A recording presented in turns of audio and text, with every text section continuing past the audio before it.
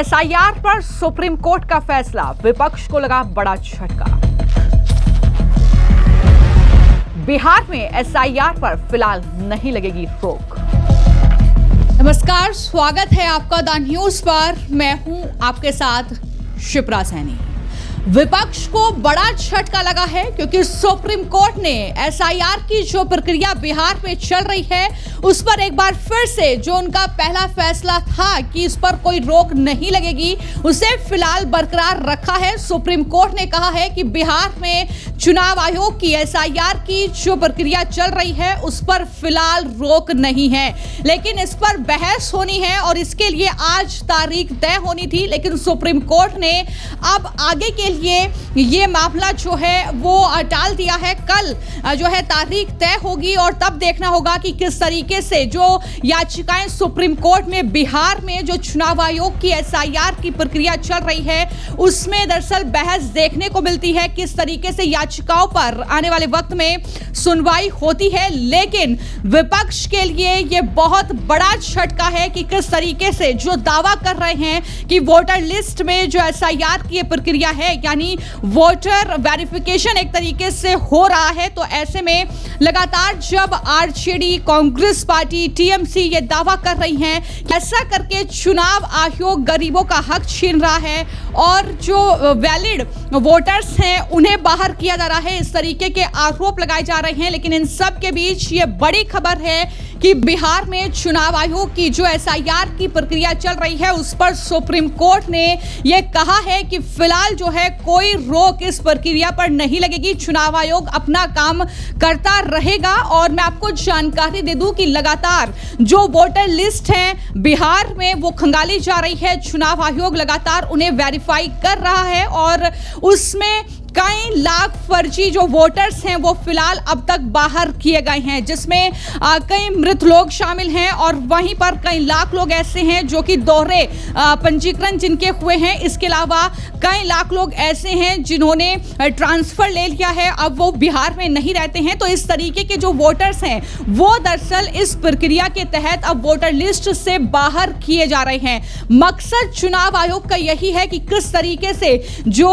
Voter list है बिहार में उसे क्लीन किया जाए, एक तरीके से इस चुनाव प्रक्रिया में पारदर्शिता लाई जाए, यही जो है चुनाव आयोग का मकसद है। लेकिन हम देख रहे हैं कि किस तरीके से जब संसद का मॉनसून सत्र चल रहा है तो वहां पर हंगामा हो रहा है, वहां पर नारेबाजी हो रही है, विपक्ष जो है वो संसद में हंगामा कर रहा है, बहस चाहता है इस मुद्दे पर जो एसआईआर की प्रक्रिया चल रही है। और इस तरीके से जो है लगातार बार बार सदन स्थगित करना पड़ रहा है, इस तरीके के हालात वहां पर बन रहे हैं। लेकिन इस बीच कहीं ना कहीं ये तो बड़ी खबर है ही कि विपक्ष को भी जो है न्यायपालिका का साथ यहां पर नहीं मिल रहा है, क्योंकि ये जो बिहार में चुनाव आयोग का फैसला था एसआईआर कराना, ये जो स्पेशल इंटेंसिव रिवीजन का फैसला चुनाव आयोग ने लिया था,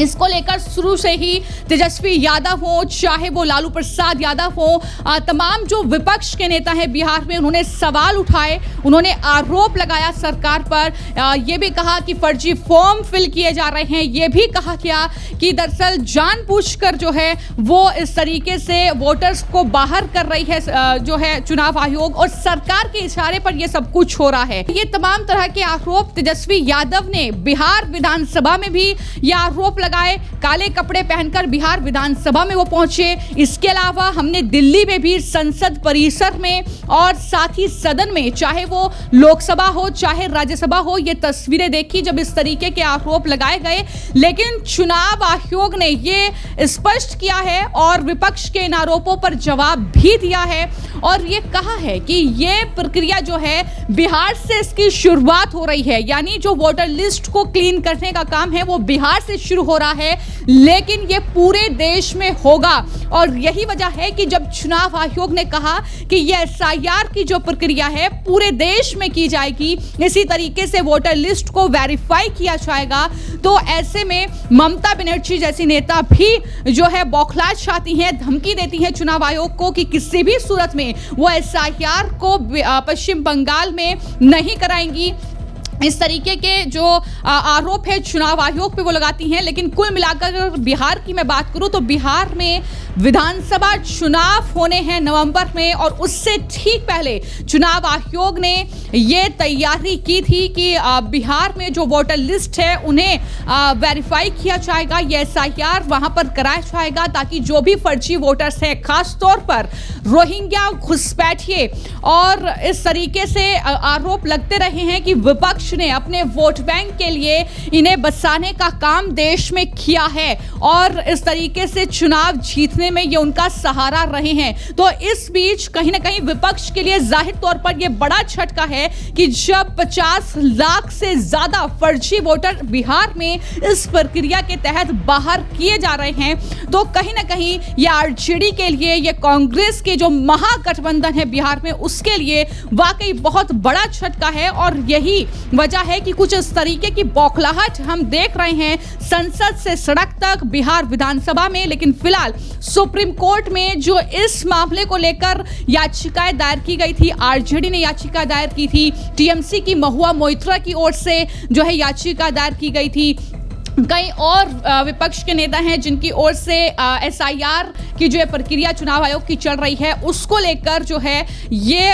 याचिका दायर की गई थी। हालांकि सुप्रीम कोर्ट ने एक बार फिर से वही बात दोहराई कि आप जो है आधार कार्ड को और साथ ही जो वोटर ID कार्ड है, राशन कार्ड है, उसको इस प्रक्रिया में शामिल करके इस तरीके की बातें सुप्रीम कोर्ट ने फिर से दोहराई हैं। लेकिन देखना होगा कि आने वाले वक्त में, यानी कल जो है सुप्रीम कोर्ट एक तारीख तय करेगा जिस पर जिस दिन उस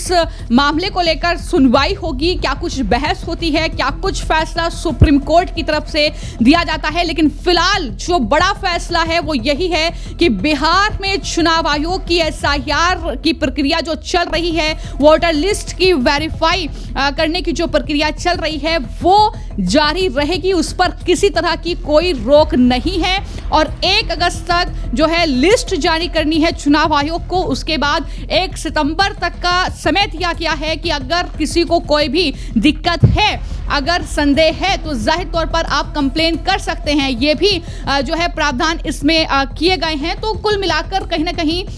मकसद साफ है कि जिस तरीके से लगातार हम देख रहे हैं कि देश भर में बड़ी तादाद में जो अवैध बांग्लादेशी घुसपैठिए हैं, और चाहे पश्चिम बंगाल से लेकर राजधानी दिल्ली से लेकर और बिहार तक का मैं जिक्र करूं, तो इस तरीके से कहीं ना कहीं विपक्ष के कई नेता ऐसे हैं जो खुलेआम जो है उनका सपोर्ट करते हुए दिखते हैं। हमने आपको बताया था ममता बनर्जी का बयान 2014 का कि बांग्लादेशियों को हाथ लगाकर दिखाए मोदी, मोदी कौन होते हैं, इस तरीके की जब वो खुलेआम धमकी देते हैं तो उससे समझ में आता है कि किस तरीके से ये रोहिंग्या और अवैध बांग्लादेशियों के जो है मददगार हैं, उन्हें ये पालते पोसते हैं अपने वोट बैंक के लिए, अपने चुनावी फायदे के लिए। और यही तस्वीर दिल्ली में अरविंद केजरीवाल के लिए हमने देखी, जहां पर उनके विधायक अमानतुल्लाह खान जैसे नेता जो हैं घुसपैठियों को बचाकर उनके लिए पूरी बस्ती तैयार करवा देते हैं। और यही तस्वीर हमने बिहार में देखी, RJD ने किस तरीके से जो है बड़ी संख्या में जो है इस तरीके से इन वोटर्स का फायदा उठाया है। ये सीधा आरोप तो बीजेपी लगाती रही है। और कहीं ना कहीं एक बार फिर से जो ये तस्वीर निकलकर सामने आ रही है, जिस तरीके से हंगामा चल रहा है, जिस तरीके से बिहार विधानसभा में चाहे तेजस्वी यादव का बयान हो, अन्य RJD के नेताओं का बयान हो, चाहे फिर आज की जो तस्वीर है सदन के बाहर जहां विपक्ष जो है SIR पर बहस चाहता है, जो बिहार में चुनाव आयोग की ये पूरी जो है वोटर वेरिफिकेशन की प्रक्रिया चल रही है, चाहे वो अंदर की तस्वीरें हो सदन के लोकसभा में जो हंगामा किया, जिस तरीके से वेल में सांसद आ गए ये मांग करते हुए कि बिहार में SIR पर उन्हें बहस करनी है, उन्हें जो है इस पे सरकार का जवाब चाहिए। तो इस तरीके से कहीं ना कहीं ये पूरा हंगामा चल रहा है। लेकिन सबकी निगाहें सुप्रीम कोर्ट पर ही टिकी हैं। फिलहाल चुनाव आयोग अपना काम कर रहा है। सुप्रीम कोर्ट ने यह भी कहा है कि जो है चुनाव आयोग जल्द ही ये पूरी जो प्रक्रिया है वो निपटाए। इससे पहले की सुनवाई में सुप्रीम कोर्ट ने ये टिप्पणियां की थी और एक बार फिर से सुप्रीम कोर्ट में हालांकि इस मामले को लेकर जो आज तारीख तय होनी थी, याचिकाओं पर कब सुनवाई होगी, कब बहस होगी, कब जो है अपना पक्ष जो है अलग अलग जो राजनीतिक दल की याचिकाएं हैं उनके वकील रखेंगे वो जाहिर तौर पर कल सुबह जो है वो तारीख तय होगी और उसके बाद ही फैसला होगा। लेकिन फिलहाल जो फैसला है वो ये है कि बिहार में ये एसआईआर की प्रक्रिया जारी रहेगी, चुनाव आयोग को एक बड़ी राहत। लेकिन वहीं पर विपक्ष को ये खबर जाहिर तौर पर उनके लिए किसी जोरदार झटके से कम नहीं है, वो भी तब जब वो लगातार हंगामा इस मुद्दे को लेकर कर रहे हैं।